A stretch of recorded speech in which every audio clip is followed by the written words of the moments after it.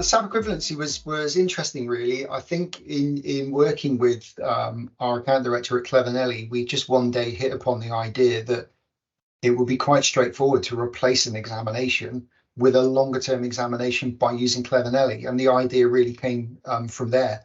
And we developed that together between the two organizations to not only make the platform suitable to deliver that solution, but it was great for us because we were able to build that in a way that we knew would satisfy the FLA's requirements for being SAF equivalent.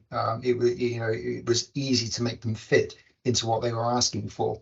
And the other thing that we did is that we just used their question set and their training material in the way that they provided it publicly. So that way it was quite straightforward to demonstrate equivalency, because it's the change in delivery method that we've managed to evolve. The actual questions themselves and the training themselves is all based on what the FLA give to the automotive industry.